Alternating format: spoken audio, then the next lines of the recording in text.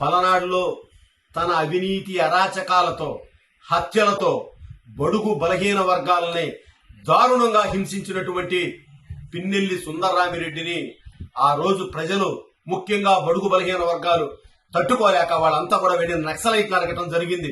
మాకు న్యాయం చెయ్యండి, మాకు పోలీసులు కూడా ఇతన్ని కంట్రోల్ చేయలేకపోతా ఉన్నారు, వాళ్ళను కూడా రాజకీయాలు అడ్డం పెట్టుకుని ఈ నరహంతకుడు పిన్నెల్లి సుందరరామిరెడ్డి బెదిరిస్తా ఉన్నాడు. 5 దాటితే మాకు రక్షణ లేదు, కనీసం మా ఆడపిల్లలు బయటికి వెళ్తే తిరిగి వస్తారా లేదా, ఈ సుందరరామిరెడ్డి గుండాల చేతుల్లో ఏమైపోతారో అనే భయంగా ఉందన్నప్పుడు వాళ్ళంతా కూడా నక్సలైట్లు విచారించిన అనంతరం పిన్నెల్లి సుందరరామిరెడ్డిని హతమార్చడం జరిగింది. మరి అతన్ని పట్టుకెళ్లిన రోజు అతను చేసిన నేరాలు ఘోరాలు చిట్టా అంతా కూడా అతన్ని ముందు పెట్టి అడిగితే అతను వేడుకున్నా కూడా నువ్వు బయట ప్రపంచంలో మానవ మృగము, నువ్వు బయట బతకడానికి వీల్లేదు అని చెప్పేసి వాళ్ళు ఆ రోజు హతమార్చడం జరిగింది. దాన్ని ఆసరాగా తీసుకొని ఆ రోజు ఆ తరువాత అధికారంలోకి వచ్చినటువంటి కాంగ్రెస్ ప్రభుత్వం వైఎస్ రాజశేఖర రెడ్డి దగ్గరికి గుంటూరు జిల్లా ఎమ్మెల్యేలంతా కలిసి ఈ పిన్నెల్లి సుందరరామిరెడ్డి అనేవాడు ఏదో పెద్ద జాతీయ నాయకుడు, స్వాతంత్ర సమరయోధుడు అన్న స్థాయిలో వీళ్ళంతా వెళ్లి రాజశేఖర రెడ్డి మీద ఒత్తిడి తేవటం జరిగింది. నక్సలైట్లు హతమార్చారు, ఇతని కుమారుడిని ఆదుకోవాలి, ఇతని కుటుంబాన్ని ఆదుకోవాలన్నారు. ప్రజలందరూ వ్యతిరేకించారు. అప్పటికే ప్రజల ఆస్తుల్ని అనేక రకమైన కొల్లగొట్టి కోట్లు సంపాదించుకున్న పిన్నెల్లి సుందరరామిరెడ్డి కొడుకు ఉద్యోగం ఇవ్వటం ఏంటి, వాళ్ళని ఆదుకోవటం ఏంటి ప్రశ్నించినా కూడా లెక్క చేయకుండా పౌర హక్కుల సంఘాలు ఆ రోజు బాలగోపాల్ కూడా వచ్చి విచారించాడు. అతను బతికున్నప్పుడు సుందరరామిరెడ్డి చేసినటువంటి దురాఘాతనాలు కూడా ఆయన పత్రికాముఖంగా వివరించడం జరిగింది.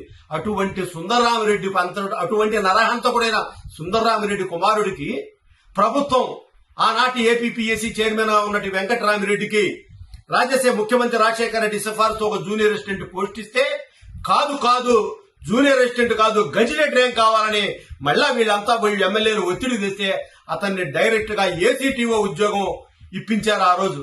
మరి వాళ్ళ ప్రశ్నిస్తా ఉన్నా, ఇవాళ అదే నరహంతకుడు పిన్నెల్లి సుందరరామిరెడ్డి అన్న కుమారుడు తమ్ముడు కుమారుడు అయినటువంటి పిన్నెల్లి రామకృష్ణారెడ్డి వాళ్ళ గూండాల చేతుల్లో హతమార్చబడినటువంటి బడుగు బలహీన వర్గాలకు చెందినటువంటి మా తోట చంద్రయ్య ఏం పాపం చేసుకున్నాడని అడుగుతా ఉన్నా. మరి తోట చంద్రయ్య ఉదయాన్నే ఓ టాబ్లెట్ కొనుక్కోవటానికి షాపు వస్తే అక్కడ వైకాపా గూండాలు మాటు వేసి ఆయన్ని ఇద్దరు నడి రోడ్డు మీద కాళ్లు పట్టుకొని, ఇద్దరు చేతులు పట్టుకొని, కుతిక మీద కత్తి పెట్టి జై జగన్ అనమంటే సస్తా కూడా జై చంద్రబాబు, జై తెలుగుదేశం పార్టీ అని చెప్పేసి చనిపోయినటువంటి గొప్ప వ్యక్తి మా చంద్రయ్య.